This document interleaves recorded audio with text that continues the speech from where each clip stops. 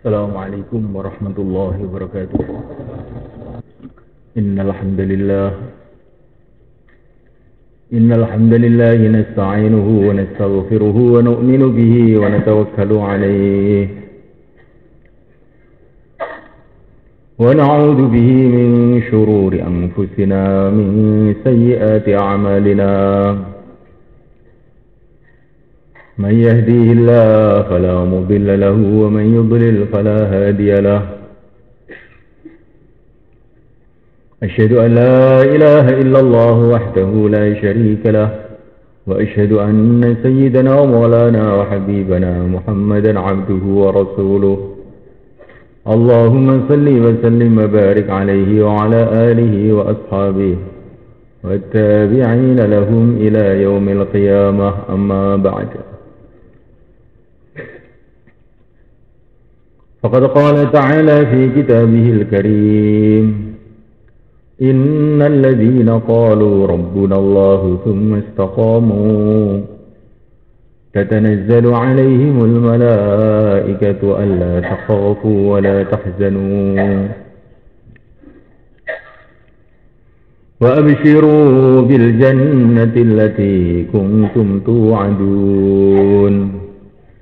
نحن أولياؤكم في الحياة الدنيا وفي الآخرة ولكم فيها ما تشتهي أنفسكم ولكم فيها ما تدعون نزلا من غفور رحيم. ومن أحسن قولا ممن دعا إلى الله وعمل صالحا وقال إنني من المسلمين.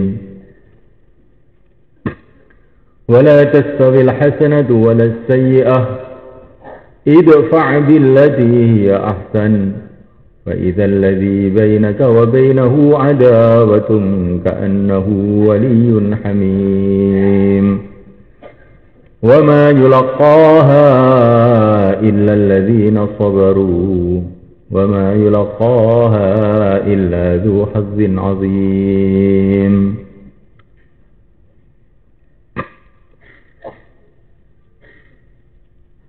Hadirin yang dimuliakan Allah SWT,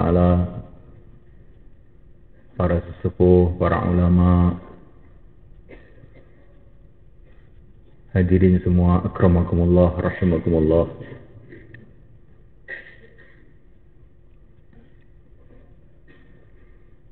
Kita bersyukur kepada Allah SWT atas karunia besar yang Allah berikan kepada kita. Baru saja Allah Subhanahu wa Ta'ala mengizinkan kita untuk menghadap langsung ke hadirat Allah dengan sholat maghrib dengan secara berjamaah. Ini adalah satu perkara yang besar bagi orang-orang yang paham. Bagaimana tidak,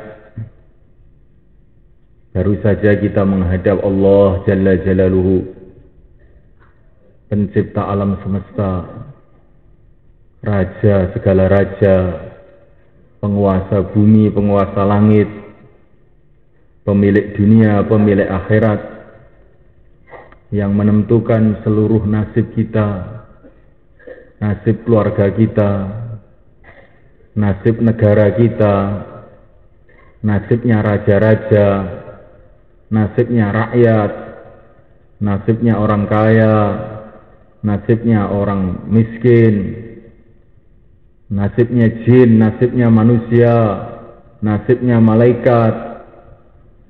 Allah Subhanahu wa Ta'ala. Tidak ada perkara yang bergerak di langit, di bumi, dalam diri kita maupun di luar diri kita, kecuali dikontrol oleh Allah, dikuasai oleh Allah, ditentukan oleh Allah, dikendalikan oleh Allah. Bila seluruh manusia berkumpul menjadi satu untuk memindahkan satu biji zarrah dari satu tempat ke tempat yang lain, Tanpa pertolongan Allah mereka tidak akan bisa.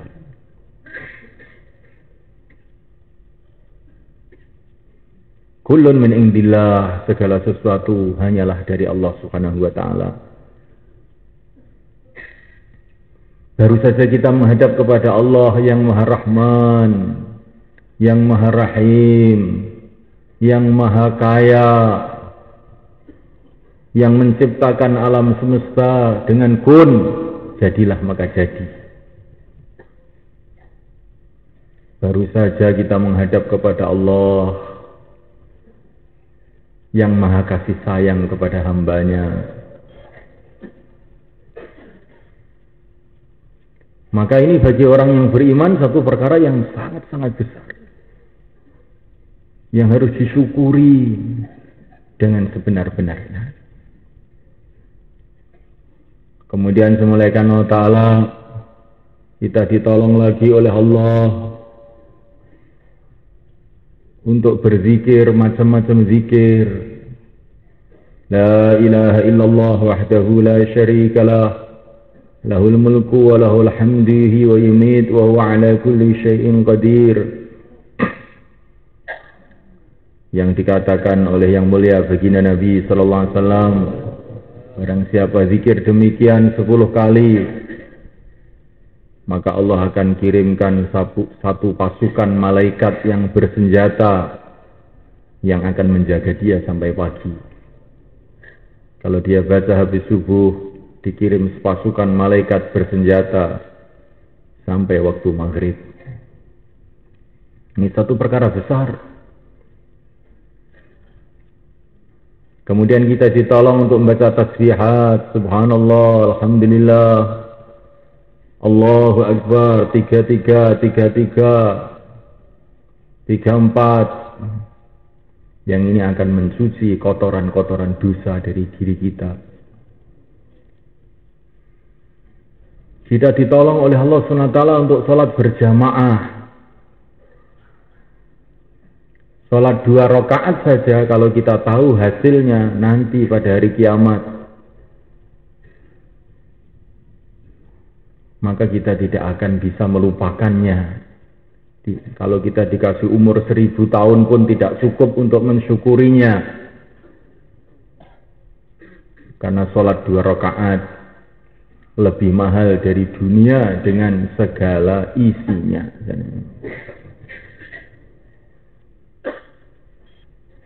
Dan kita tidak akan paham perkara ini sebelum nanti di akhirat. Bagaimana sholat 2 rakaat lebih mahal dari dunia dengan segala isinya. Ini yang bercerita siapa? Yang bercerita adalah Rasulullah SAW, yang sudah pernah melihat dunia, sudah pernah melihat akhirat. Ya, kita ini taunya cuma dunia saja. Maka kita tidak bisa mengukur dunia ini seberapa, karena nggak ada bandingannya. Nah, nanti kalau kita sudah sampai ke akhirat, baru bisa mengukur dunia itu seberapa. Ternyata setelah diukur-ukur, cocok apa yang dikatakan Nabi, dunia seisinya tidaklah lebih melebihi sayap nyamuk, katanya. Ini kalau kita sudah kita ukur nanti di akhirat.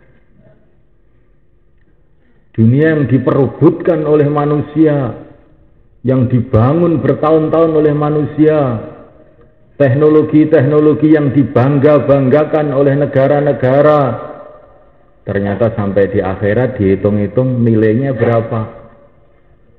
1 sayap nyamuk. Kita tidak akan bisa paham oleh Allah Ta'ala dengan sebenar-benarnya perkara ini sebelum kita ini sampai nanti di akhirat. Sabda Nabi ternyata benar adanya 100%. Kalau di sini ya kita bisa paham, tapi pahamnya tidak bisa 100%.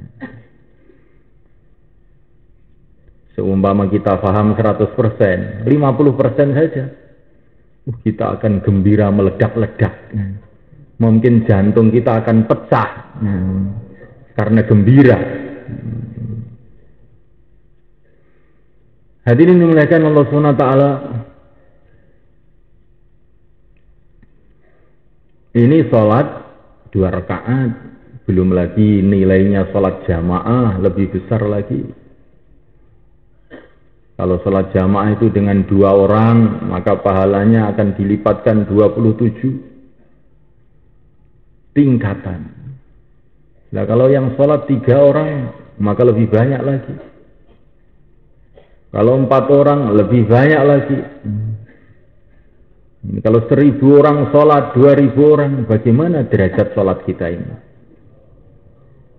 Maka kita akan melihat teman-teman kita di masjid ini dengan penuh gembira, penuh kasih sayang. Karena setiap orang yang ada di masjid ini setor jutaan pahala kepada kita.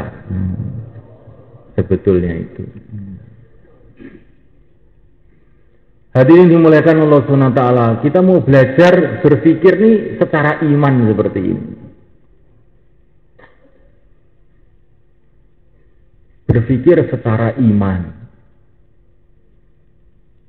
Bukan berpikir hanya sekedar menurut pandangan mata.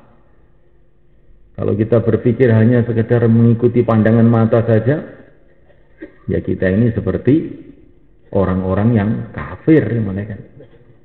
Ya'lamuna zahiran minal hayatid dunya. Orang kafir taunya ya benda materi saja. Orang beriman pikirannya jauh lebih maju.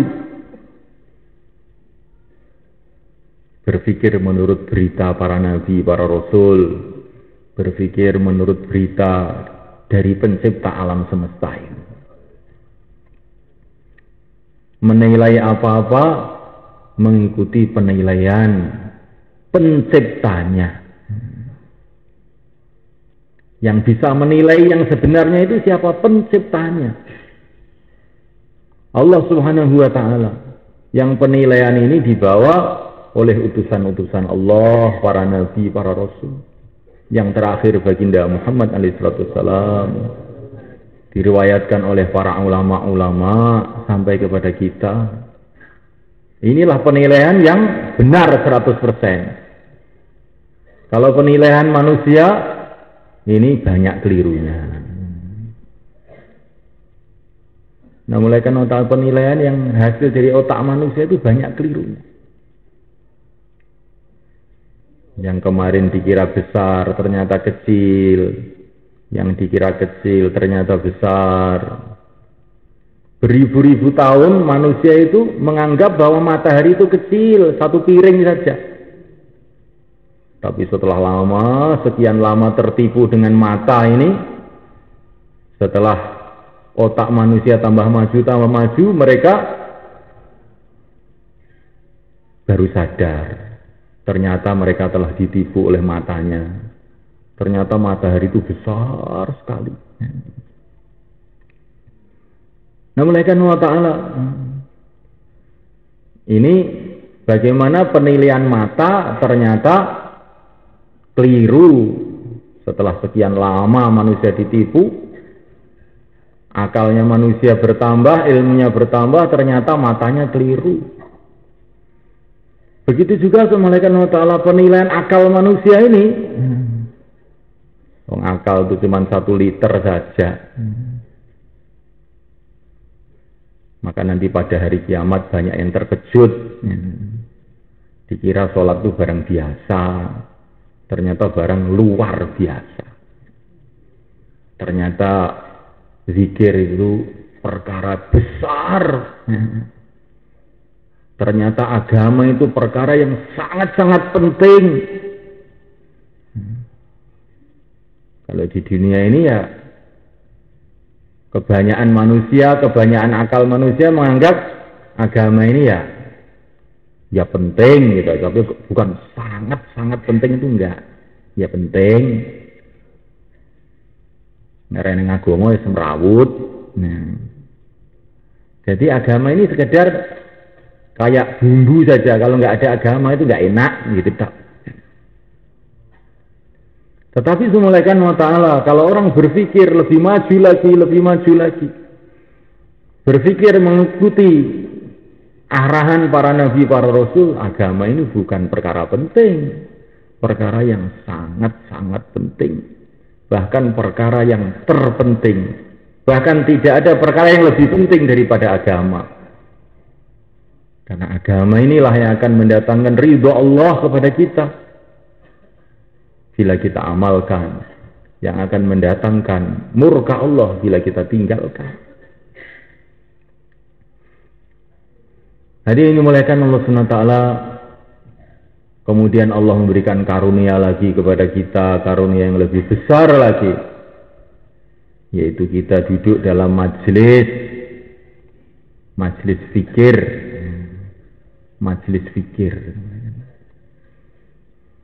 Fikir apa? Pertama kali fikir, kita sama-sama mikir, betul-betul mikir untuk menyerahkan diri kita ini kepada Allah Subhanahu wa ta'ala.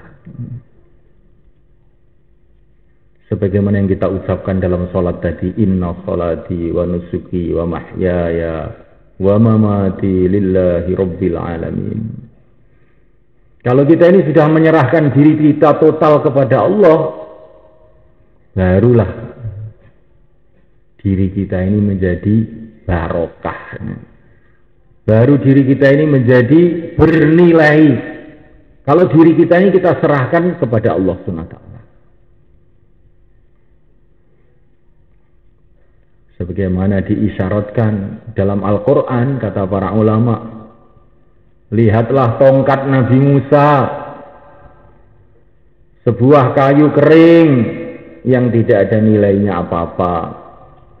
Tapi setelah tongkat ini dipegang oleh utusan Allah, digunakan sesuai perintah Allah, maka tongkat tadi mendatangkan macam-macam keajaiban.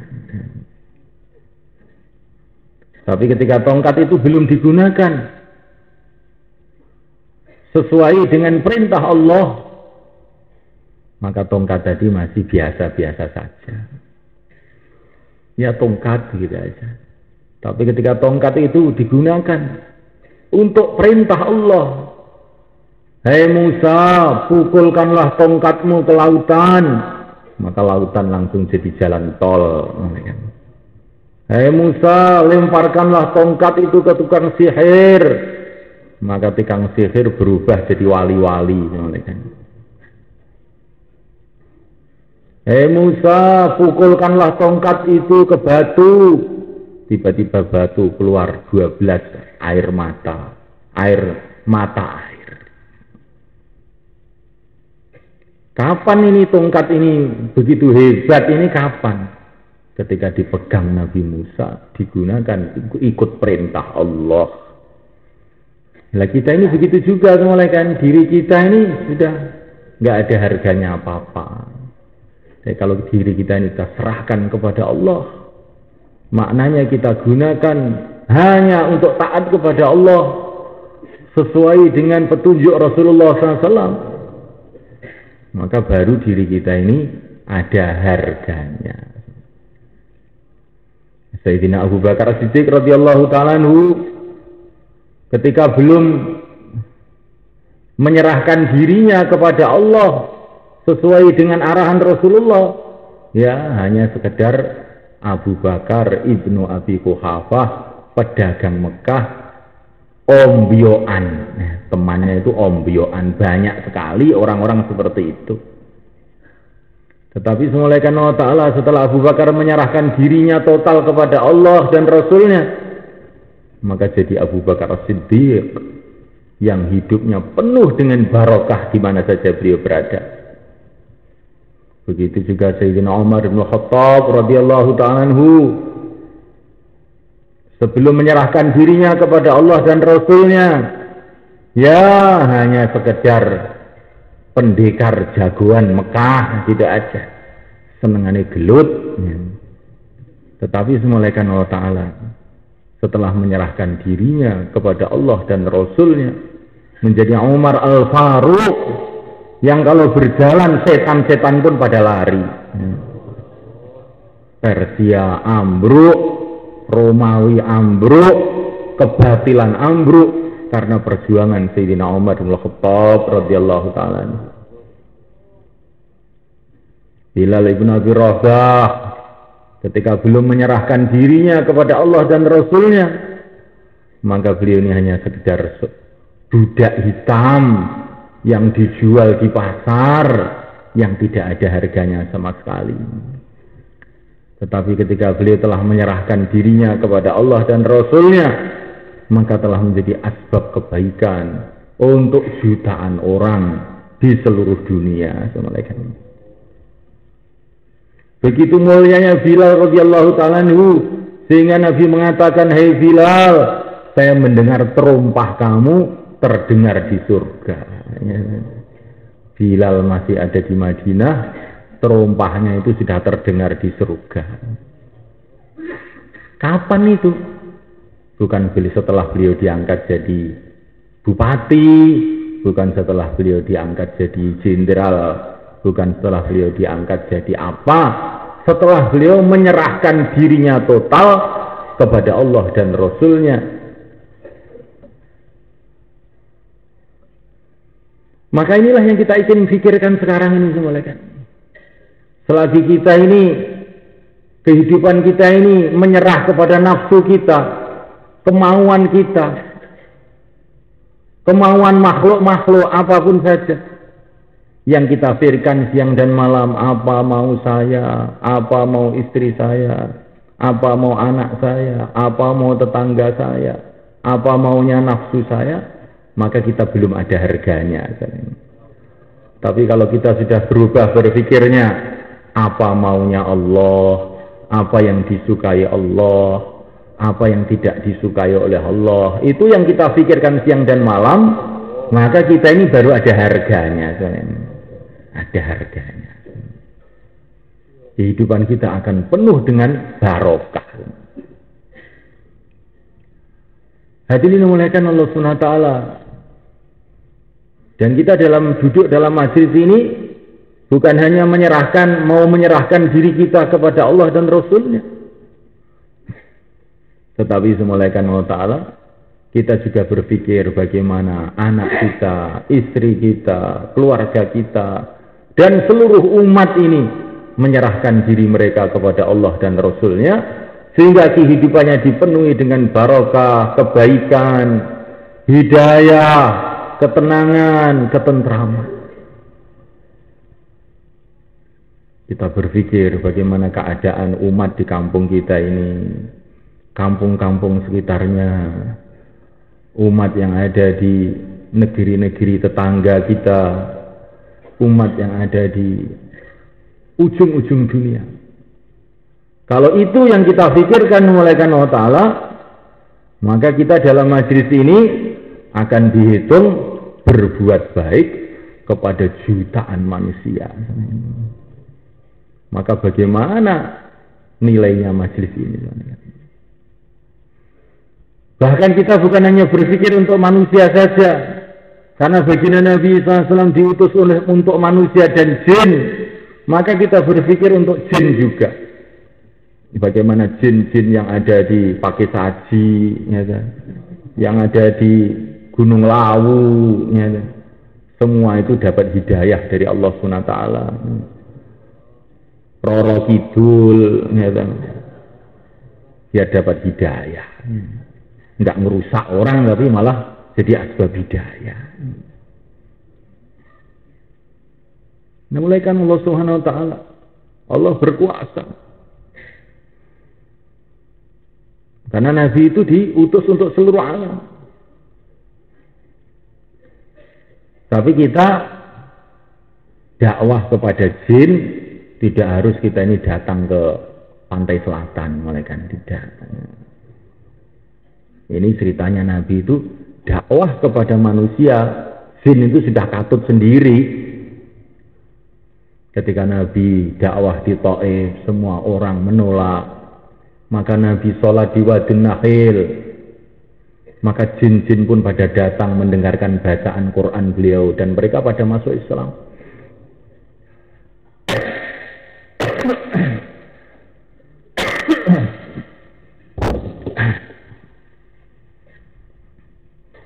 Jadi kalau kita ini duduk dengan fikir sama Allah Subhanahu wa taala, maka nilai majelis kita ini jadi sangat besar. Fikir untuk kebaikan seluruh manusia di seluruh alam sampai hari kiamat. Seluruh jin di seluruh alam sampai hari kiamat. Tapi yang bisa berpikir ini hanya orang-orang yang melek saja, semalekan. Orang yang tidur tidak bisa berpikir. Walaupun orang yang tidur di masjid ada barokahnya juga, tapi dia tidak dapat pahalanya fikir ini. Nah, kita duduk ini mau fikir. Jangan hanya sekedar mendengar, tapi kita ini fikir. Fikir ini perkara yang sangat besar nilainya di sisi Allah SWT. Fikir ini perintah Allah, malaikat. Gunakan fikir kita untuk agama Allah. Sehingga dalam satu hadis diriwayatkan bagaimana baginda Nabi bertanya kepada Sayyidina Abdullah bin Abbas, "Hai Abdullah, apa yang kamu fikirkan?" Maka Abdullah mengatakan, "Saya sedang berpikir bagaimana Allah menciptakan alam semesta. Bagaimana kudrat Allah, kehebatan Allah yang telah menciptakan alam semesta ini." Maka Nabi mengatakan, "Fikir kamu itu seperti ibadah 1 tahun." Kemudian baginda Nabi berjumpa dengan Abu Hurairah dan beliau bertanya, "Hai Abu Hurairah, apa yang sedang kamu fikirkan?" Maka Abu Hurairah mengatakan, "Saya sedang berpikir ya Rasulullah, bagaimana keadaan kubur, bagaimana keadaan padang mahsyar, bagaimana keadaan negeri akhirat, bagaimana keindahan surga, bagaimana kedahsyatan neraka." Maka Nabi mengatakan, "Fikir kamu itu seperti ibadah 7 tahun. Kemudian baginda Nabi berjumpa dengan Sayyidina Abu Bakar. "Kamu sedang berpikir apa ya Abu Bakar?" "Saya sedang berpikir ya Rasulullah, bagaimana seluruh umat engkau selamat dari api neraka masuk dalam surga Allah." Maka Nabi mengatakan, "Fikir kamu ini Abu Bakar seperti ibadah 70 tahun. Masya Allah. Jadi kita ini mikir gitu. Jangan membiasakan diri ngelamun, tapi mikir. Kalau fikir itu ibadah, kan. Tapi kalau ngelamun itu ya ngobos. Ngelamun itu perkara yang sudah ada, kamu bayang-bayangkan. Nggak ada gunanya, tapi berpikir. Bagaimana seluruh umat ini selamat daripada azab Allah, masuk dalam surga Allah. Fikir. Umat yang ada di Irian, umat yang ada di Flores, umat yang ada di Gunung Lawu, umat yang ada di Panean, umat yang ada di ujung-ujung dunia, yang di lautan, yang di daratan, yang di udara. Berpikir dengan penuh kasih sayang. Namulakan Allah SWT, Al-Imam Abdul Wahab Asy'arani rahimahullah, beliau mengatakan, kalau orang itu senantiasa memikirkan umat, kemudian menangis berdoa kepada Allah agar Allah memperbaiki umat, berpikir mengenai kebaikan-kebaikan yang ada di dalam umat ini, kemudian berdoa, ya Allah, tetapkanlah kebaikan-kebaikan yang ada dalam umat ini. Berpikir mengenai keburukan-keburukan yang terjadi, kemerosotan-kemerosotan yang terjadi dalam umat. Kemudian menangis, berdoa, ya Allah, perbaiki keburukan-keburukan, kerusakan-kerusakan yang ada dalam umat ini. Kalau orang itu terus berpikir begitu, kata Imam Sya'rani, maka dia ini akan jadi wali Allah, katanya. Ini kata Imam Sya'rani yang mulai kan. Dalam kitab Lataiful Minan namanya. Imam Sya'rani mengatakan demikian itu. Jadi ini mikir umat ini termasuk jalan supaya kita ini dicintai oleh Allah.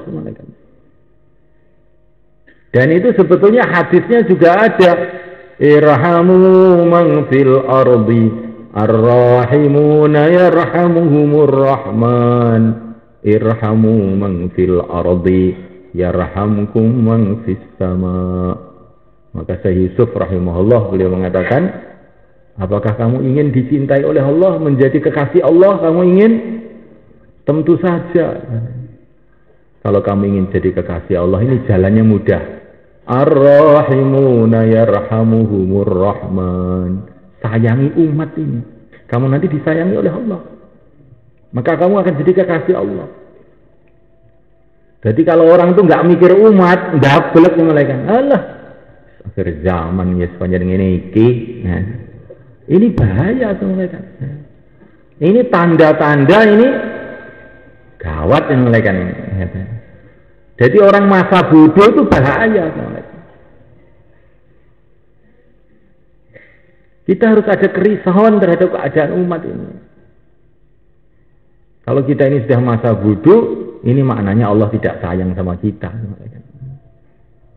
Tapi kalau dalam hati ini ada kerisauan terhadap keadaan umat, bagaimana umat jadi baik, bagaimana umat ini selamat, bagaimana umat dapat ridho Allah, bagaimana umat berjalan di jalan keselamatan, jalannya Rasulullah SAW, jalannya para sahabat, jalannya orang-orang yang diridhoi oleh Allah.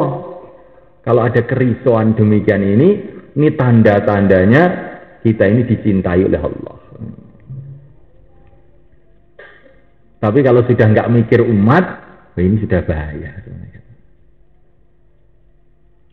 Maka janganlah kita ini diracuni oleh pemikiran-pemikiran orang-orang yang tidak benar. Ini hak asasi manusia. Biar mau ke neraka, mau ke surga, hak masing-masing. Loh, aja ngono kuwi kleru. Karena ini slogan-slogannya orang yang nggak tahu agama, kamu ikuti, bahaya. Sekarang kalau kamu punya anak main-main di jalan, ada mobil berjalan, kemudian dia malah main-main di tengah jalan. Ada orang yang ingin usaha anak kamu minggir, terus ada orang, alah biar aja. Ini hak asasi manusia. Wabrak mobil biar. Wong dia juga sudah punya mata masing-masing, punya telinga masing-masing, punya otak masing-masing. Tabrak ya salahnya sendiri, kok repot-repot. Apa begitu semuanya kan? Kalau kita mengatakan seperti itu, tentu semua orang akan mengatakan kita ini orang nggak bener otaknya. Nah, orang yang tidak mengamalkan agama ini lebih bahaya, lebih menderita daripada orang yang digilas sepur tadi itu semuanya kan. Lebih menderita melebihi orang yang ditabrak mobil, karena dia akan menderita selama-lamanya. Nah, orang tidak amal agama dibiarin aja, hak asasi manusia, ini betul-betul kekejaman, tapi dengan slogan kebebasan. Nah, ini bahaya, ini racun ini. Racun tapi dikasih merek obat kuat. Setelah diminum kuat betul. Jadi Assalamualaikum Allah SWT, kita berpikir bagaimana umat ini selamat. Ini perintah Allah, bukan karena kita ini sudah baik. Kamu apa sudah baik kalau memikirkan orang itu? Bukan. Saya memikirkan orang bukan karena sudah baik, bukan. Karena ini perintah Allah. Karena ini adalah mendatangkan ridho Allah.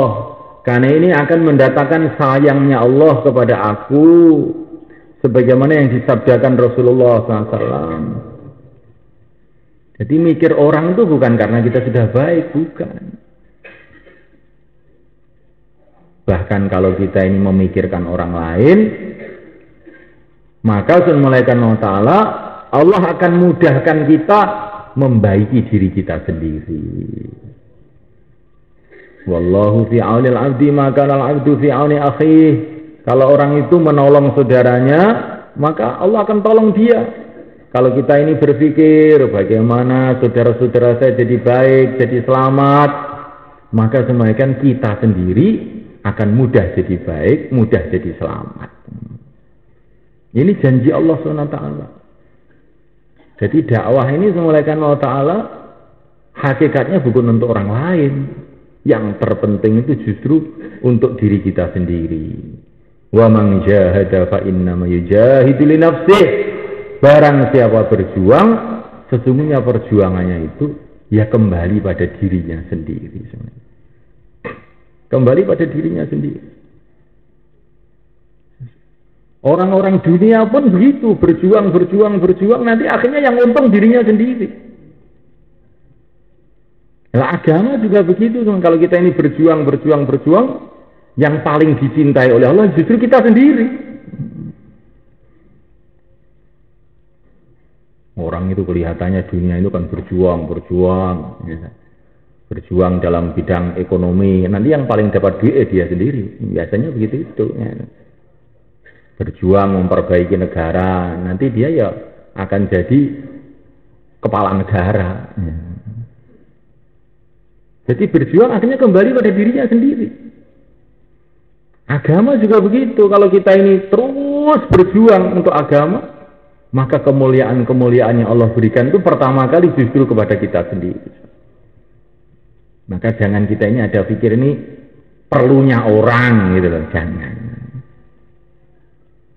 Kalau kita ini agama ini merasa perlunya orang, akhirnya kita ini jadi berat. Tapi kalau kita ini pikir agama ini perlu saya sendiri, jadi ringan. Kalau membangun rumah, siap. 50 juta, siap. Sudah habis 50 juta, masih cari uang lagi untuk nambah bangunan lagi. Yo kamu itu kok korban besar-besaran untuk rumah. Wong rumah saya sendiri kok. Tapi untuk bangun masjid, 50.000, itu pun dengan ngomel. Ya, saya sudah nyumbang kok. Saya sudah nyumbang. Karena perasaannya kalau masjid itu untuk orang lain, maka 50.000 sudah besar. Tapi kalau rumah untuk dirinya sendiri, 50 juta masih kecil. Nah, melainkan Allah Ta'ala. Padahal kalau kita mau berpikir, justru urusan agama inilah yang untuk diri kita sendiri pada hakikatnya. Kalau kita bangun rumah, sudah dibangun, nanti jadi kita mati sudah nggak nempati, itu rumah itu untuk orang lain sebetulnya. Lah kok kamu korban untuk orang lain aja loh. Lah kalau agama itu untuk diri kamu sendiri. Nanti surga itu yang nempati kamu sendiri selama-lamanya. Bidadari yang ngawini kamu sendiri selama-lamanya. Kalau istri kamu yang di dunia ini, mungkin kamu mati, kawin lagi. Coba semulaikan Allah Ta'ala. Kita ingin meluruskan cara berpikir kita ini semulaikan.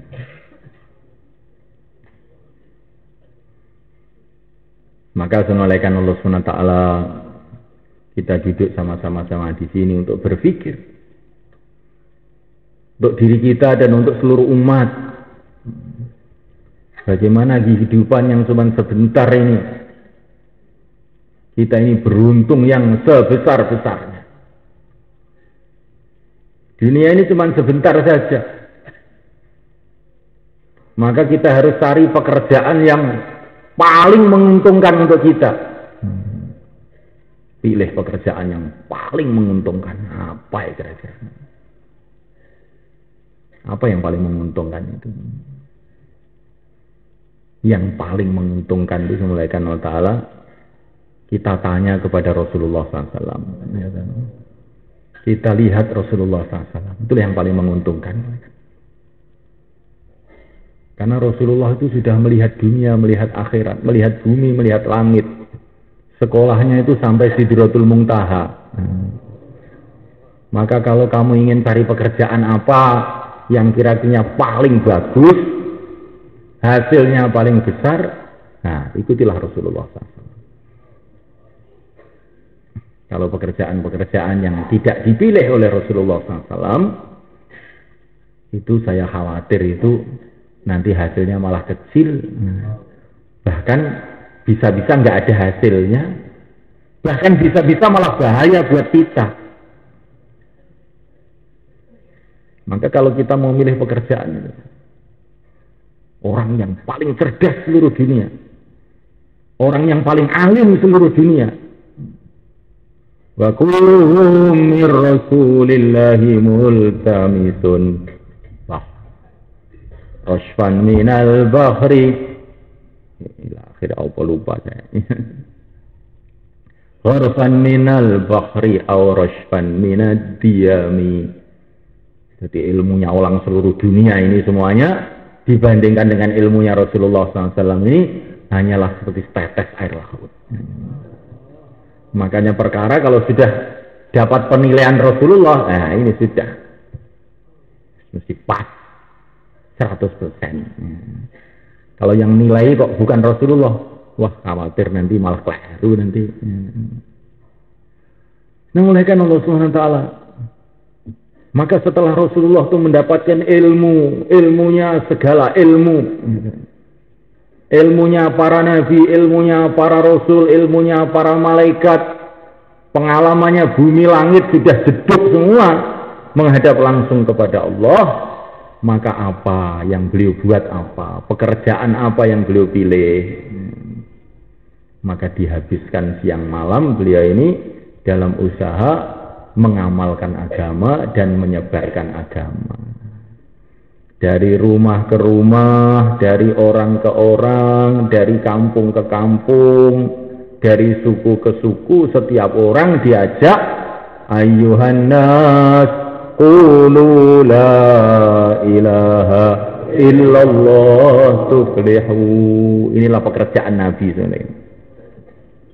Setiap orang diajak menghambakan diri kepada Allah. Hai manusia, ucapkanlah la ilaha illallah, kamu akan sukses. Hambakan diri kamu kepada Allah, kamu akan selamat. Kamu itu hamba Allah, tinggal di bumi Allah, di bawah kolong langit Allah. Tidak ada jalan keselamatan bagi kamu kecuali hanya dengan menghambakan diri kepada Allah. La ilaha illallah. Inilah umur beliau dihabiskan untuk ngajak orang begini ini, siang dan malam. Kalau malam doa, qumil laila illa qalila nisfahu aw inqus minhu qalila aw zid alaihi warattilil qur'ana tartila. Kalau malam tahajud panjang-panjang. Kalau siang, innalaka fin nahari sabhan tawila, bergerak lama-lama. Kepada Abu Bakar saja, Rasulullah itu datang ke rumah Abu Bakar itu tiap hari itu 2 kali. Subhanallah. Ini sayangnya Rasulullah kepada umat itu kayak begitu. Dihabiskan umurnya itu. Hari-hari ngajak orang, hari-hari ngajak orang. Sampai akhir hayat beliau, pesannya, amfidu jaisa Usamah, teruskan perjuangan ini. Maka kita ini sebenarnya ingin kehidupan kita ini kita habiskan untuk mengamalkan agama dan mengajak orang kepada agama. Inilah kemuliaan yang terbesar yang Allah berikan kepada manusia, yaitu para nabi dan para rasul dan pengikutnya. Apa itu? Amalkan agama, ngajak orang kepada agama. Dapat hidayah dan jadi asbab hidayah. Dapat hidayah ini juga sudah bagus. Belum cukup. Dapat hidayah jadi asbab hidayah untuk orang lain. Kita harus berpikir seperti itu. Maka waktu kita sholat mulai kan, ihdinas siratal mustaqim, ya Allah tunjukilah kami jalan yang lurus, bukan titik. Kalau kita ini hanya doa ihdinas siratal mustaqim, tunjukilah kami jalan yang lurus, mungkin bisa salah paham. Pokoknya aku apik wes, pokoknya saya sudah lurus ya sudah, saya sudah enggak menjelekin orang kok, saya sudah enggak merusak orang, enggak menjiwit orang, enggak nyolong, enggak bunuh, enggak ngerampok, sudah selamat jurusan surga. Bukan. Waktu sholat itu kita sendiri berdoa, ya Allah tunjukilah kami jalan yang lurus, yaitu jalannya orang-orang yang telah Engkau beri nikmat, yaitu jalannya para nabi. Jadi kita ini ingin berjalan di jalannya para nabi. Para nabi itu bagaimana? Lurus dan meluruskan orang. Nah, jadi asbab hidayah untuk orang lain di samping mereka orang-orang ahli hidayah. Baik dan jadi asbab kebaikan untuk orang lain. Inilah para nabi. Itulah yang kita minta di dalam sholat. Itulah yang kita minta. Ihdinas siratal mustaqim, siratal ladzina an'amta 'alaihim. Jadi setiap muslim itu harus punya cita-cita. Sebagaimana cita-cita dalam surat Fatihah tadi itu. Baik dan jadi asbab kebaikan untuk orang lain. Sholat dan jadi asbab orang-orang pada sholat. Zikir dan jadi asbab orang-orang pada zikir. Ngaji dan jadi sebab orang-orang pada ngaji. Berakhlak yang baik dan jadi asbab orang-orang berakhlak yang baik. Bukan hanya untuk dirinya sendiri. Nah, mulaikan Allah SWT, orang yang berpikir hanya untuk dirinya sendiri, maka ini tidak disukai oleh Allah. Walaupun bagaimanapun dia baiknya, sebagaimana dalam hadis di Riyadhus Shalihin itu, ada orang yang baik, sudah nggak pernah buat maksiat belas, tapi justru dia ini semulaikan Allah Ta'ala ketika datang azab, malah diazab duluan. Maka malaikat Jibril tanya, kenapa ini juga diazab? Li'annahu lam yatama'ar wajuhu lil ajli. Wajahnya tidak pernah mangar-mangar karena agama dirusak.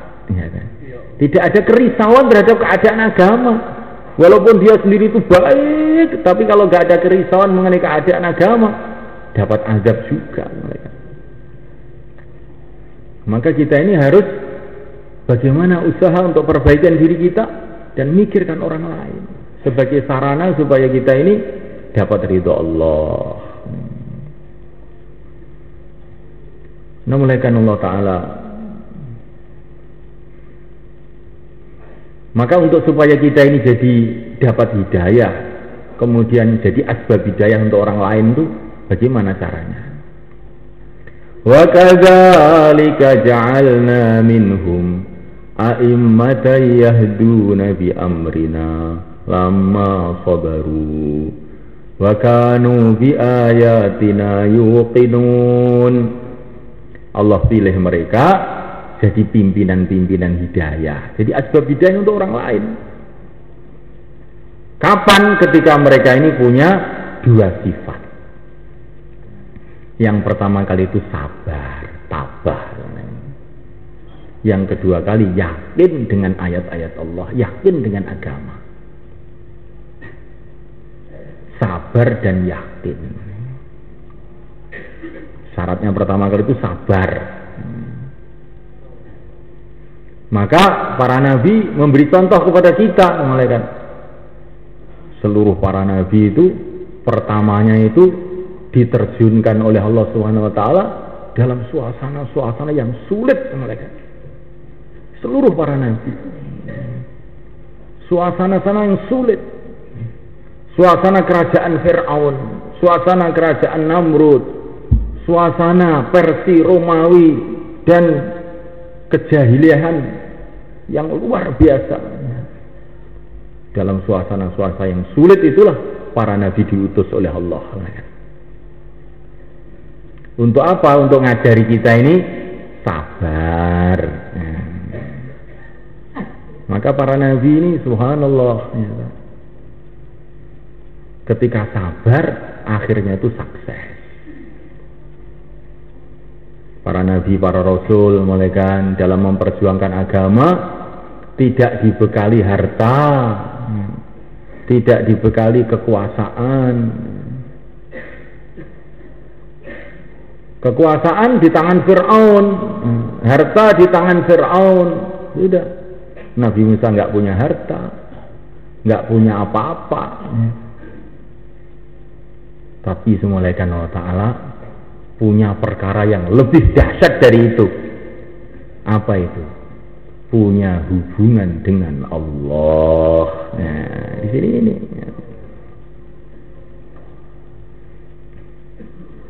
Maka kita ini di dalam perjuangan ini jangan pikiran kita ini kalau umat Islam ini punya kekuasaan maka umat Islam akan sukses. Oh tidak. Kalau umat Islam ini kaya-kaya maka umat Islam akan sukses. Tidak. Itu tidak sesuai dengan yang dicontohkan dalam Quran. Nabi Musa itu sukses di saat kekuasaan nggak punya, harta nggak punya, apa-apa nggak punya. Tapi punya hubungan kepada Allah yang benar. Malah dia ini sukses. Nah, mulaikan Allah Subhanahu wa Ta'ala. Maka Nabi Musa dakwah terus siang dan malam, ngajari kita sabar yang lain. Tetapi kebatilan tambah merajalela, kebatilan tambah merajalela. Sehingga akhirnya orang-orang Bani Israel, yaitu orang-orang sudah Islam waktu itu, mengeluh kepada Nabi Musa, Uzina min qabli an ta'tiyana wa min ba'di ma ji'tana. Musa, sebelum kamu dakwah, setelah kamu dakwah, pancet saja, nggak ada perubahan apa-apa. Kita dizalimi, kita ditindas, nggak ada hasilnya. Tapi Nabi Musa itu ngajari kepada kaumnya, oh jangan kamu kira seperti ini. Asa rabbukum ayyuhlika aduwakum wa yastakhlifakum fil ardi fayanzura kaifa ta'malun. Tidak. Ini ada hasilnya, tapi belum Allah tampakkan. Kamu terus saja. Nanti satu saat Allah tampakkan.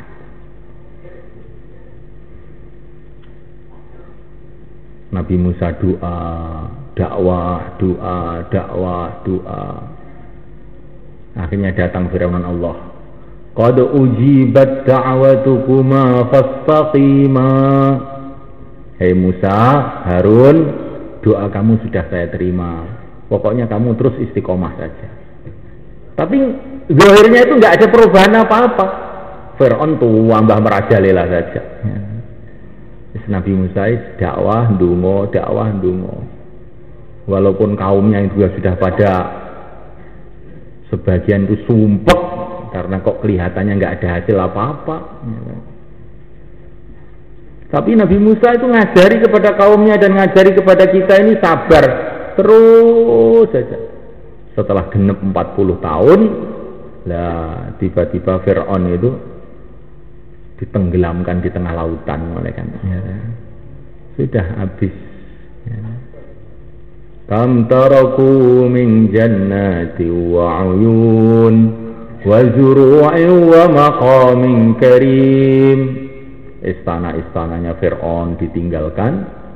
Kadzalika wa awratsnaha qauman akharin. Nah, orang-orang Islam nggak usah bangun, tinggal nempati saja. Ya. Jibar-jibur mangan nganggur, omah gedong tanpa yoso. Nah, dari Sunan Kalijogo. Jadi kalau umat Islam ini sibuk di dalam agama, nanti tiba-tiba dunia itu Allah kasihkan kepada umat Islam. Tapi kalau umat Islam ini keroyokan dunia, tambah babak belur semua. Ya. Jadi ceritanya itu seperti itu sama mereka. Nabi Musa itu sibuk aja dalam agama. Fir'aun sibuk militer, sibuk politik, sibuk membangun, wes sibuk apa-apa.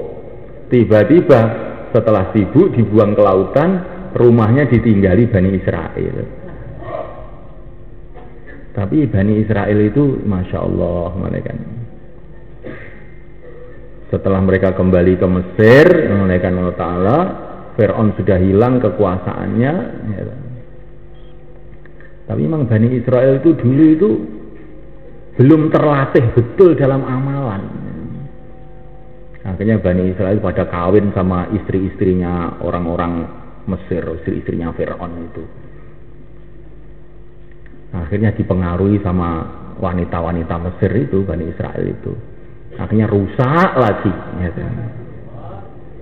Maka oleh Nabi Musa diajak pergi ke Palestina ya. Jadi diselamatkan Allah Subhanahu wa Ta'ala. Masya Allah.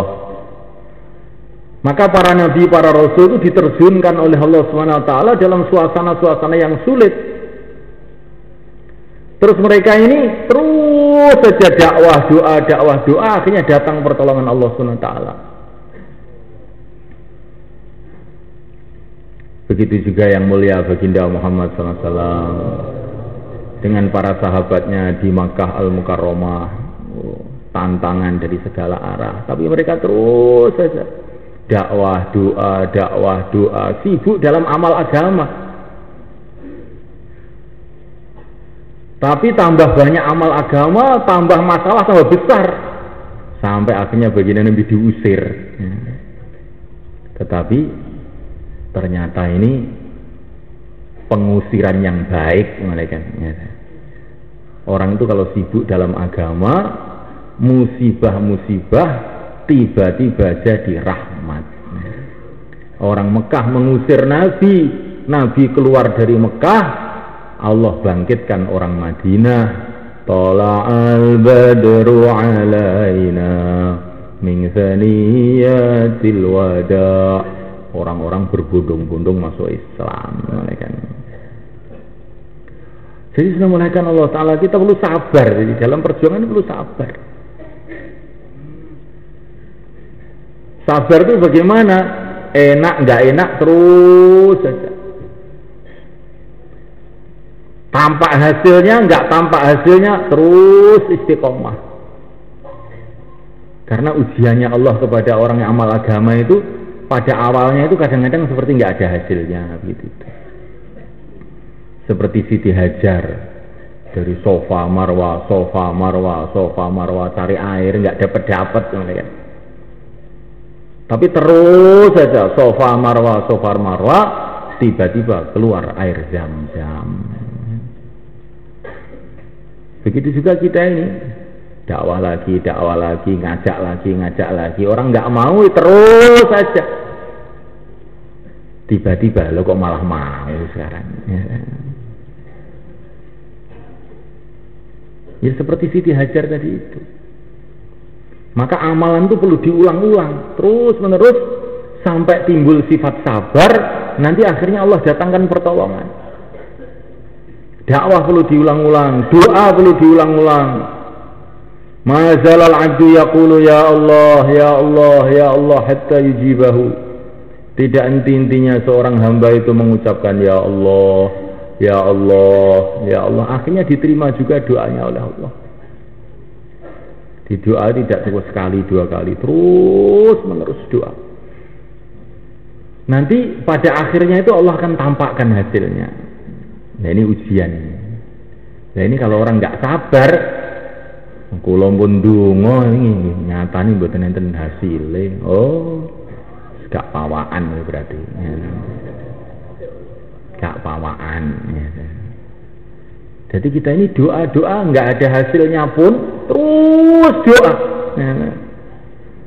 Nanti satu saat Allah akan tampakkan hasilnya. Itu sudah sunnatullah, sudah tertib Allah. Maka kita doa lagi, dakwah lagi. Kalau dakwah dan doa kumpul jadi satu, maka ini kekuatannya akan jadi dahsyat. Maka Nabi Nuh itu dakwah kemudian dakwahnya itu digunakan untuk doa.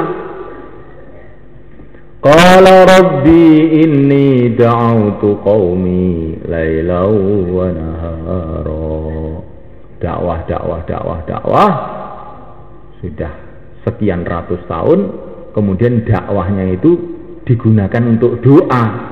Ya Allah, hai Tuhanku, saya sudah dakwah siang dan malam, dengan terang-terangan, dengan sembunyi-sembunyi, tetapi kaumku tambah aku ajak tambah lari, tambah aku ajak tambah lari.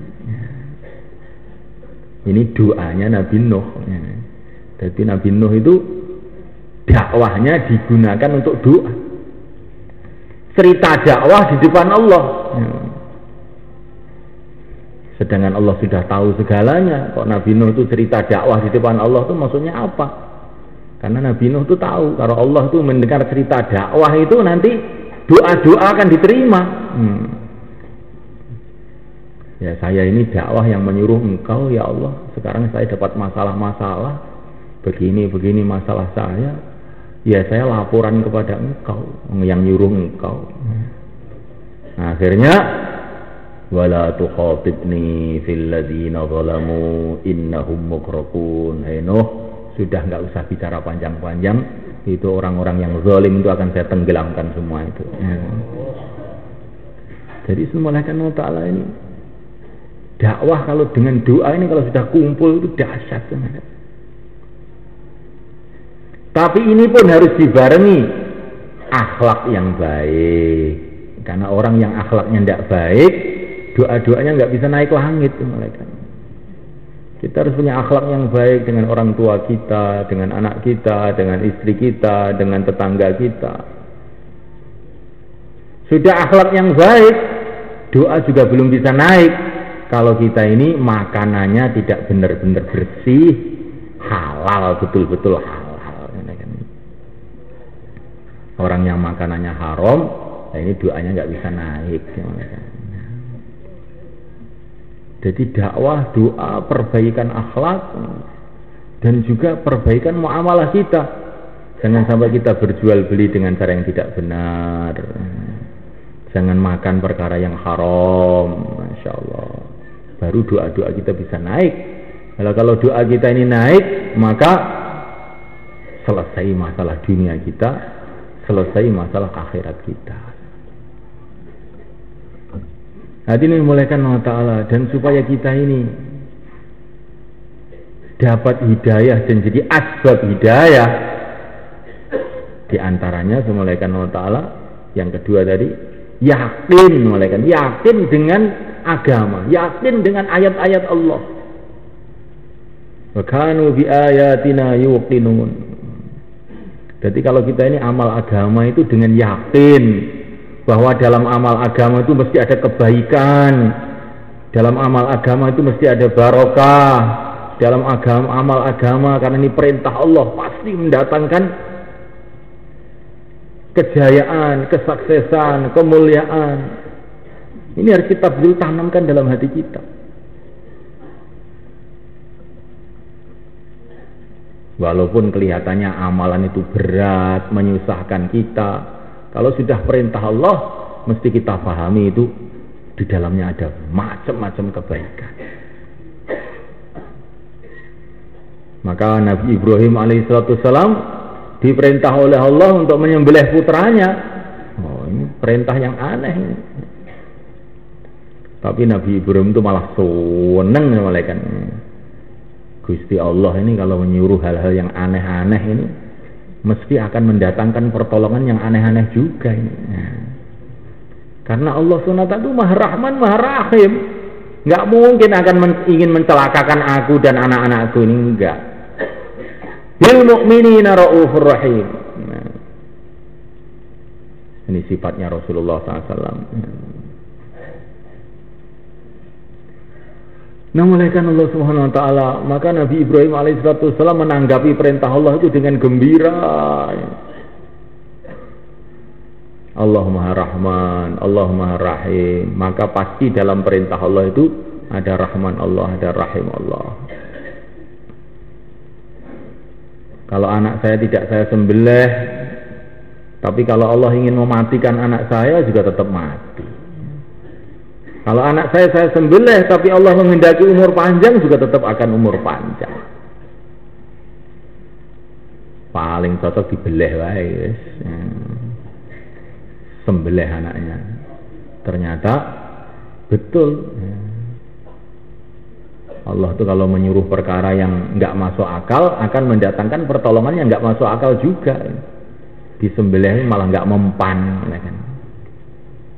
Disembelih bukan mati, tapi malah panjang umur jadi nabi. Anaknya satu disembelih malah jadi dua. Cucu-cucunya jadi nabi-nabi. Subhanallah. Maka kalau kita ini menjalankan perintah Allah yang kelihatannya berat, kelihatannya merugikan kita, ini jangan kita buruk sangka. Waduh, iya kok, jangan, kan. Ini kalau kita ini mau kurban untuk Allah, pasti ini Allah akan memberikan kita kebaikan-kebaikan yang berlebih-lebih. Orang yang mau kurban untuk sawah, memulaikan Allah Ta'ala padinya yang di kamar malah dibuang ke sawah untuk tandur, untuk bikin benih lagi, maka satu kental akhirnya dapat bertonton. Ini kurban untuk tanah. Bagaimana kalau kurban untuk yang menciptakan tanah? Akan lebih besar lagi hasilnya. Akan lebih besar lagi hasilnya. Kita harus husnuzon dengan agama, ini husnuzon. Susah payah, tapi kalau untuk agama, oh ini keberuntungan. Kita harus berpikir seperti itu. Enak, tapi kalau nggak amalkan agama, ini kerugian. Maka baginda Nabi berjalan di jalan Allah, kakinya kena batu, kesandung batu. Maka beliau ini malah gembira, malah mengucapkan nyanyian, hal anti illa isba'un damiti wa fi sabilillahi malaqiti. Gak apa-apa fi sabilillah, kena waktu, tapi fi sabilillah gak apa-apa. Malah gembira, Rasulullah malah gembira. Jadi semulaikan kalau kita ini susah payah sedikit untuk agama, Masya Allah, ini mesti akan datang kebaikan-kebaikan. Begitu semulaikan. Ini syaratnya kita jadi asbab hidayah untuk orang lain harus begitu. Ini malam Jumat saya tidur di rumah enak ini, nggak ada nyamuk ya. Tapi kalau tidur di masjid ini ya banyak nyamuk, nggak ada kasurnya. Bagaimana? Ya tak belajar kurban dikit-dikit. Ya. Saya tak susah payah untuk agama, biar nanti mendapatkan kebaikan-kebaikan. Ya. Insyaallah malaikat. Jadi begitu belajar malaikat. Karena ceritanya itu orang-orang yang dimuliakan oleh Allah SWT itu pertama kali mesti disuruh susah payah untuk agama. Para nabi, para rasul, para sahabat, para wali-wali Allah, semua disusah payahkan untuk agama dulu, baru setelah itu diangkat derajatnya oleh Allah SWT. Kemudian yang kedua, yang ketiga, supaya kita menjadi asbab hidayah, wa idzibtala Ibrahim rabbuhu bi kalimatin fa atammahun qala inni ja'iluka lin-nasi imama qala wa min dzurriyyati qala la yanalu ahdi adh-dhalimin la yanalu ahdi adh-dhalimun. Hadirin muliakan Allah SWT, Nabi Ibrahim itu diperintah oleh Allah dengan macam-macam perintah. Maka Nabi Ibrahim itu menyempurnakan seluruh perintah. Apa perintah Allah itu dikerjakan dengan secara sempurna. Maka akhirnya Allah berfirman, Ibrahim, sekarang kamu saya jadikan imam, pimpinan bagi manusia. Nabi Ibrahim usul, jangan saya saja ya Allah yang dijadikan pimpinan, boyo anak cucu saya juga. Maka Allah berfirman, ya, anak cucu kamu akan saya jadikan pimpinan-pimpinan juga, kecuali yang zalim, ya kan? Maka anak cucu Nabi Ibrahim itu banyak jadi pimpinan-pimpinan. pimpinan hidayah, bukan pimpinan kampung, bukan, pimpinan hidayah. Kapan itu? Ketika Nabi Ibrahim itu menyempurnakan amal, menyempurnakan perintah, bukan hanya perintah tok, bukan, menyempurnakan perintah, menyempurnakan perintah-perintah Allah. Sekarang kita ini dakwah, malaikat. Semua orang juga merasa sudah dakwah, tapi kita ini ingin menyempurnakan kerja dakwah kita ini. Insyaallah, malaikat. Ingin kita jadikan kerja dakwah ini kerja permanen kita dan kerja yang utama dalam kehidupan kita ini. Sebagaimana Rasulullah dulu menjadikan kerja dakwah ini kerja yang utama. Bahkan maksud hidup beliau adalah dakwah ini. Wa ma arsalnaka illa rahmatan lil alamin. Nabi datang ke dunia ini untuk menyayangi umat ini dengan dakwah ini. Maka dakwah ini kita jadikan kerja yang utama, kerja permanen kita sampai akhir hayat kita. Insyaallah, malaikat. Bukan kerja sambilan. Kalau ada waktu ya insyaallah, kalau tidak ada waktu ya kapan-kapan saja. Ini dakwah tapi namanya tidak menyempurnakan dakwah, tidak. Tetapi dakwah ini kita sempurnakan, kita jadikan kerja utama kita, sebagaimana Rasulullah SAW. Ini bukan berarti itu tidak ke sawah, tidak ke ladang, tidak ke kantor, bukan. Tetapi sawahnya disesuaikan dengan dakwahnya, kantornya disesuaikan dengan dakwahnya, rumahnya disesuaikan dengan dakwahnya. Rumahnya itu dibangun dengan niat untuk bisa mengamalkan agama, dengan niat supaya anak-anaknya nanti bisa mengamalkan agama di rumah itu. Maka di rumah itu dihidupkan taklim paling sedikit setengah jam, insyaallah, malaikat. Bukan rumah itu hanya untuk tidur, untuk makan, bukan. Rumah itu adalah untuk markas dakwah. Markas dakwah pertama adalah rumah Siti Khadijah radhiyallahu ta'ala anha. Dari rumah Siti Khadijah inilah tersebar agama seluruh dunia. Maka kita di rumah itu begitu pikirnya. Bagaimana rumah ini untuk dakwah, untuk menyebarkan agama. Begitu juga sawah kita semuanya kan. Bukan terus gak ke sawah, bukan. Tapi sawah kita itu untuk sarana dakwah. Mangkat neng sawah nih kalian betok kopi, Pak. Sak seret gede nih kok. Sing cilik gede mawon. Mangke karo leren, nah tonggo-tonggo nih sawah nih di celuk jak ngombe kopi bareng-bareng. Ya. Kalau cerita agama, masya Allah. Iki sawah iki lho, awake dhewe ora tau melok nggawe, kok ngaku-ngaku duwe. Kok ya bener ya.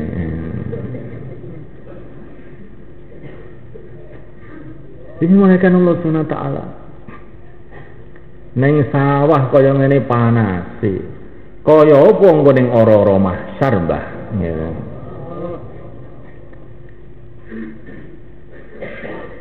Lah nek pas niki enten cerita enten ora-ora mahsyar, orang dalam keadaan kelaparan, kehausan. Tiba-tiba ada anak-anak kecil datang membawa kendi-kendi dari emas yang isinya air yang sangat sejuk. Ngasih minum orang-orang di padang mahsyar itu. Ya. Tapi dimintai orang, nggak boleh, saya ini hanya kasih minum untuk ayah saya saja.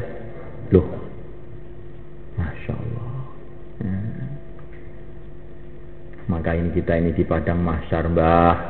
Terus kita ini dalam kelaparan. Tahu-tahu ada anak kecil-kecil membawakan air sejuk untuk kita. Kayak apa senangnya, Pak. Maksud sampean itu ngomong nopo? Kalau kok mboten nyantol. Maksudnya anak sampean kan ngaji, Mbak, nek dalu niku, ngoten lho. Ben bisa iso ngombe nih sampean niku. Nek anake nggur sekolah tok ora gelem ngaji, ya ngalamat sampean kalireng ning ora-ora mahsyar. Ngoten lho Mbah maksudnya. Oh, nggih, pun ngerti kula niki. Nah. Ini sawahnya itu untuk dakwah malaikat. Sawahnya itu untuk dakwah, kantornya itu untuk dakwah. Kantor untuk dakwah apa ya patut wae, ya ora patut. Kita ngomong sama orang-orang kantor kita. Dulu ada loh. Nabi itu orang kantoran itu juga ada. Nabi Yusuf, pegawai negeri, menteri ekonomi di Mesir. Bukan menteri agama, menteri ekonomi. Menteri agama malah nggak mikir agama, gimana? Ya, ini menteri ekonomi mikir agama. Nah, kita ini ingin kita jadikan kantor kita ini, walaupun bukan kantor departemen agama, tetapi untuk mikir agama. Bagaimana caranya? Hari libur, semua anggota kantor keluar 3 hari. Bagaimana? Insya Allah malaikat. Nah, ini kita ini baru hidup kita ini sesuai dengan kehidupan pimpinan kita, junjungan kita yang mulia baginda Muhammad SAW. Dapat hidayah, jadi asbab hidayah untuk orang lain. Namuliakan Allah SWT, maka Nabi Ibrahim alaihissalam menyempurnakan seluruh perintah Allah. Dakwahnya disempurnakan. Tiap hari 2,5 jam, tiap bulan 3 hari, tiap tahun 40 hari. Ini minimalnya langkah pertama. Kemudian ditingkatkan tiap hari 8 jam, tiap bulan 10 hari, tiap tahun 44 bulan. Bagaimana kalau gitu? Loh kok banyak sekali ya? Kok banyak sekali itu loh Pak? Banyak sekali itu kamu hitung dari mana? Kalau kamu hitung kamu itu mau ke akhirat jutaan tahun, miliaran tahun, ya tidak banyak sekali, sedikit sekali ini. Tapi kalau kamu mikir nanti di akhirat mau 1 tahun saja harus pulang lagi ke Temboro, nah ini sudah banyak sekali. Jadi subhanahu wa ta'ala, kita pandang kita ini diciptakan oleh Allah itu untuk negeri akhirat.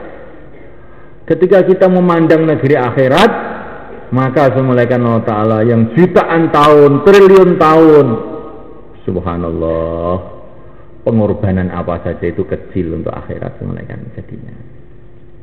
Jadi kalau kita mikir dunia ya 3 hari itu sudah lama ya, apalagi 40 hari terkejut ya. Kalau 4 bulan jantungan kita ini ya. Loh 4 bulan ya. Ini kalau kita mikir dunia jadi kayak begitu. Tapi kalau mikir akhirat, subhanallah, lawang akhirat kok 4 bulan toh Pak, ya kan? 40 tahun pun itu nggak masalah. Ya. Kalau saya dikasih umur 400 tahun, 400 tahun pun bukan satu masalah. Lawang akhirat tuh sehari 1000 tahun loh Pak. Ya kan? Gini betul gitu. Nek kita mikir akhirat nih guys, namanya dakwah panjang, ibadah panjang, sholat panjang, puasa panjang itu jadi ringan semua mereka. Tapi kalau kita mikir dunia ya kelihatannya sudah paling sregep seluruh dunia. Ya. Saya ini sudah wong paling sregep, arti kapak nih neh. Ya. Nah, gue arti kapak nih neh, wawis. Amal nih kabeh loh jane. Ya. Tapi kalau kita pikir akhirat, subhanallah, kita ini seperti mau beli istana, bawa uang 5 rupiah, kan? Ingah, ya. Kalau kita ini mikir keadaan akhirat itu, amalan kita ini seperti kita ini mau beli istana dari emas, bawa uang 5 rupiah. Begitu sombong lagi. 5 rupiah lupa ini. Subhanallah ya. Mestinya itu kita sembunyikan ya, kita ini sudah minta gratis saja ya. Malu kita ini mau ngomong 5 rupiah, ini mau beli rumah kok bawa uang 5 rupiah, malu. Namuliakan Allah Subhanahu wa ta'ala, kita pandang negeri akhirat semulaikan. Sebentar lagi semulaikan akan tampak itu negeri akhirat yang diceritakan oleh Rasulullah SAW. Maka Maulana Umar rahimahullah naik pesawat terbang mulai kan pergi ke Perancis. Jadi pesawat terbang itu ada wanita-wanita yang sanggulnya gede-gede, ya, megol. Ya. Maka Maulana Umar itu menangis mulai kan. Maka ditanya sama teman-temannya, "Syekh, kenapa menangis?"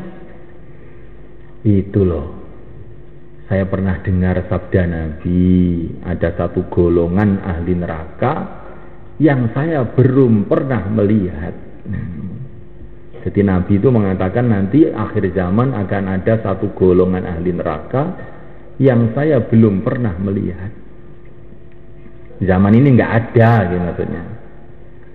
Nisaun kasiyatun ariyat mumilat ma'ilatun mumilat ru'usuhunna ka'asnimatil buhd. Wanita-wanita yang berpakaian tapi seperti telanjang, ya. Belok dan membelokkan orang lain. Kepalanya itu seperti kepala unta semerawut gitu. Ini zaman Nabi itu loh nggak ada. Lah kok sekarang jadi ada?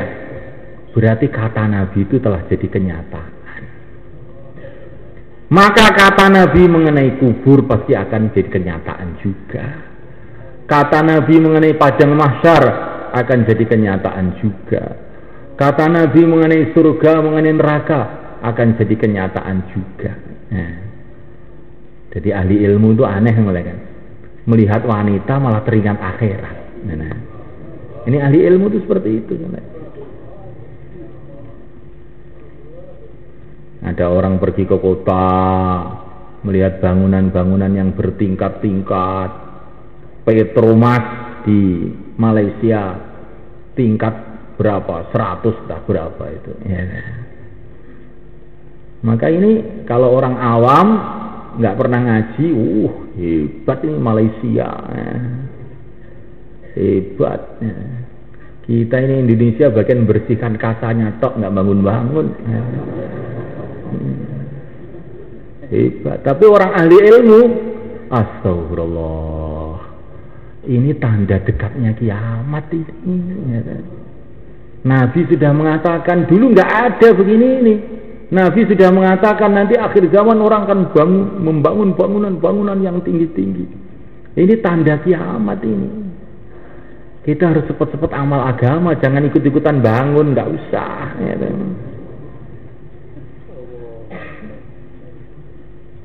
Jadi sudah melakukan Allah Subhanahu Wa Taala. Ini kalau orang ahli ilmu agama itu begitu jadinya. Ini ahli ilmu agama betulan malah ya. Melihat dunia teringat ilmu agamanya, akhirnya teringat akhirat. Melihat dunia teringat akhirat. Ini orang ahli ilmu agama. Melihat makhluk teringat Allah. Ini ahli ilmu agama. Ya, kita mau belajar itu. Insyaallah malaikat. Melihat makhluk teringat Allah, melihat dunia teringat akhirat ya.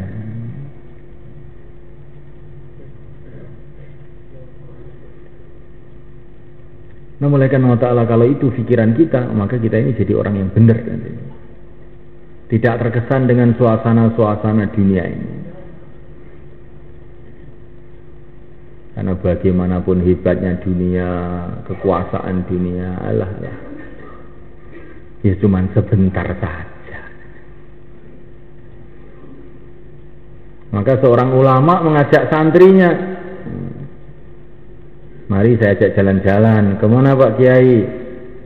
Akan saya kenalkan kamu dengan seluruh kepala-kepala negara di dunia ini. Akhirnya oleh Pak Kiai diajak jalan-jalan, ujung-ujungnya diajak ke kuburan. Loh, kok ke kuburan Pak Kiai? Iya, kamu duduk aja di sini, nanti seluruh kepala negara seluruh dunia akan ke sini semua, ke kuburan semua. Kamu tunggu aja nanti kenal semua, nggak usah pergi kemana-mana. Ini coba malaikat. Ini ulama dulu kalau nasihati orang itu subhanallah ajib kan. Ya saya sudah paham sekarang. Sekarang kamu akan saya ajak jalan-jalan lagi. Kemana? Akan saya tunjukkan dunia dengan segala isinya. Lebih dahsyat lagi ini. Ya. Ternyata dituntun dibawa ke tong sampah, kan? Kok dibawa ke tong sampah Pak Kiai? Bagaimana? Dunia dengan seluruh isinya, semuanya akhirnya jadi sampah. Baju-baju yang bagus akhirnya jadi sampah. Istana-istana yang megah akhirnya ambruk jadi sampah juga. Teknologi-teknologi yang canggih akhirnya jadi besi rosok ke tempat sampah juga. Pokoknya kamu duduk aja di tempat sampah ini, kamu akan kenal dengan seluruh dunia dengan isinya. Ya. Bagaimana malaikat? Ya. Nah kalau sudah tahu begini kok masih menggebu-gebu dalam cinta dunia, ini namanya santri tidak paham. Ya. Kalau sudah dikasih tahu sama kiai begini, nek sing ngono tak golek akhirat wae. Berarti paham. Ya. Tapi kok masih mikir dunia terus, berarti ini akalnya ini kurang cerdas. Al-kayyisu man dana nafsahu wa amila lima ba'dal maut. Orang yang cerdas, orang yang mau menundukkan dirinya dan amal untuk kehidupan setelah mati. Di orang yang mikir akhirat, itulah orang yang cerdas. Maka khotib Jumat mengatakan, talibud dunya jahil, talibul uqba aqil, talibul maula kamil. Orang yang cari dunia adalah jahil, orang yang cari akhirat adalah pinter, orang yang mencari Allah itulah orang yang sempurna. Jadi malaikat Allah Ta'ala, kita ini mau cari apa sudah. Tetapi ini pembicaraan ini semula kan tidak akan bisa kita rasakan dengan baik kalau kita ini tidak menyiapkan waktu keluar di jalan Allah. Insya Allah kita semua niat semula kan. Ini bukan masalah pembicaraan, tapi kita merasakan apa yang kita bicarakan tadi. Kita bukan mau cerita mengenai hubungan kepada Allah, tapi kita ingin membuat satu hubungan khas dengan Allah. Bagaimana caranya? Dengan keluar jalan Allah. Nanti kita akan dapat pengalaman-pengalaman. Maka yang niat untuk menyiapkan waktunya 4 bulan, 40 hari, silahkan berdiri ke selatan mereka. Monggo. Yang akan keluar 4 bulan, 40 hari, silahkan berdiri ke selatan. Monggo. Jumeneng Pak. Skanulan, kandoso dinten. Sing pun sekan dosa dinten ditingkatne sekan wulan, monggo. Monggo.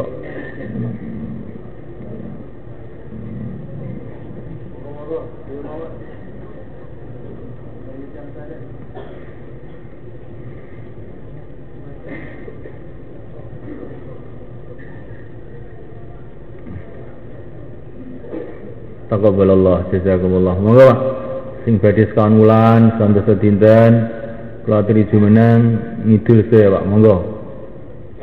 Taqabbalallah, jazakumullah.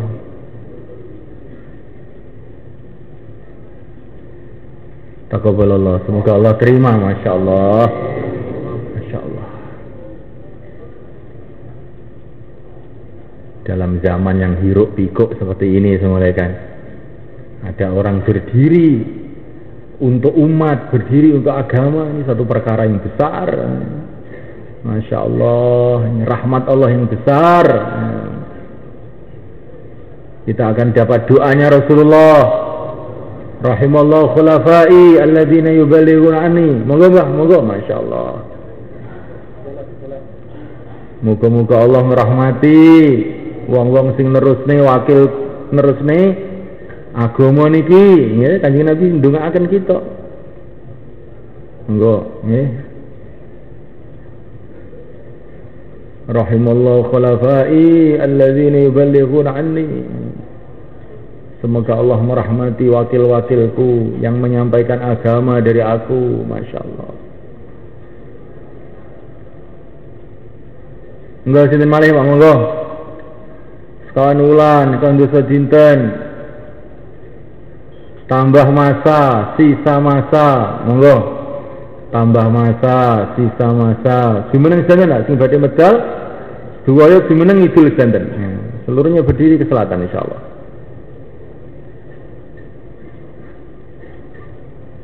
Taqabbalallah, jazakumullah. Monggo. Masya Allah. Ya.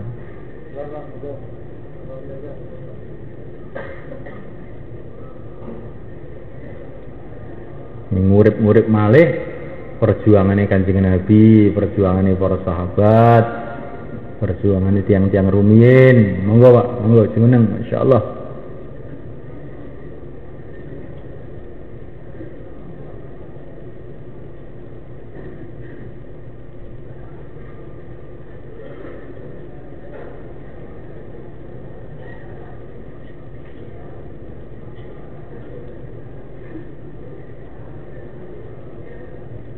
Mboten usah ditunda-tunda Pak, ya. Maka umur niki Masya Allah mboten ngertos ya.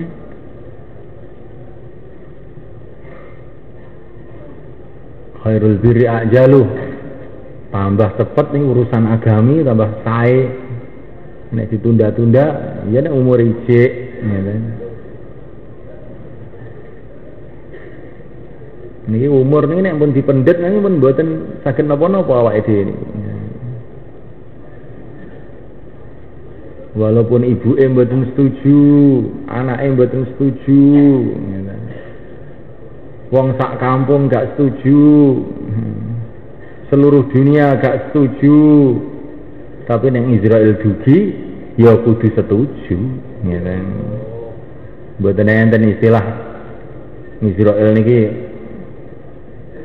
Nah ini anaknya cilik-cilik gak setuju kabeh, gak usah dijabut nyawane kapan-kapan mboten enten Pak niku gitu. Mboten enten gitu. Maka Ibrahim bin Adham radhiyallahu ta'ala anhu mengatakan, boleh saja kamu tidak mengamalkan agama, boleh saja, tapi pakai syarat. Kalau Israel datang kamu jangan mau dicabut nyawanya, katanya. Boleh saja kamu tidak amal agama, tapi pakai syarat. Kamu jangan tinggal di bumi Allah, bikin bumi sendiri sana, katanya. Boleh saja kamu tidak amal agama, tapi pakai syarat kamu sembunyi di tempat yang tidak dilihat oleh Allah, katanya. Ya di mana tempat yang tidak dilihat oleh Allah? Boleh saja kamu tidak amal agama pakai syarat kamu sabar di neraka, ya. Masya Allah. Boleh saja kamu tidak amal agama tapi pakai syarat kamu harus sabar kehilangan surga. Dan kita kehilangan duit 1 juta 2 juta aja sudah nangis. Bagaimana kalau kehilangan surga ya malaikat? Nah, apa kita ini nggak nangis darah nanti ya malaikat? Surga itu sudah ditampakkan, istana-istana dari emas, dari intan, ya. Tapi sayang diberikan kepada orang lain, malaikat. Apa nggak nangis darah kita ini malaikat? Geru-geru jutaan tahun, mboten telung dino, jutaan tahun gitu pada nangis. Kelangan swarga. Kayak kelangan sepeda motor terus kabeh polisi dilapuri gitu. Nek kelangan swarga zaman laporan sinten sampean gitu. Eneng karek nangis tok gitu. Nangis ora karu-karuan. Masya Allah gitu. Makanya awake dhewe niki purun boten purun gitu. Repot ora repot pokoknya kudu tenanan nglampahi agami. Insyaallah Bang nggih. Tenanan menerusne perjuangane Kanjeng Nabi niki rah dalan kangge supaya kita selamat sih. Kanjeng Nabi rina wengi mikirne umat, nek sampai kita niki mboten mikirne umat iki wis pundi. Napa kita niki mboten isin karo Kanjeng Nabi niki lho. Para sahabat mikirne umat rina wengi, kita mboten mikirne umat iki ora isin kali para sahabat niki. Insyaallah kita sedaya niat Bang nggih. Samangke tiga-tiga sekawan-sekawan Bang nggih. Tiga-tiga sekawan-sekawan muzakarah lajeng janjian. Pokoknya aku niat sok malam Jumat iki aku arep metu tenan aku. Isin karo Gusti Allah aku. Insyaallah Bang nggih. Isin karo Kanjeng Nabi aku arep metu tenan aku. Sok Jumat metu tenan sing nggawa lemek sisan aku. Iki Jumat terakhir ndablekku iki. Terus ndi insyaallah nggih. Nek gak sejumah ya sak cepat-cepatnya malah sae nggih. Monggo tiga-tiga sekawan-sekawan Pak, monggo muzakarah. Tiga-tiga sekawan-sekawan monggo muzakarah.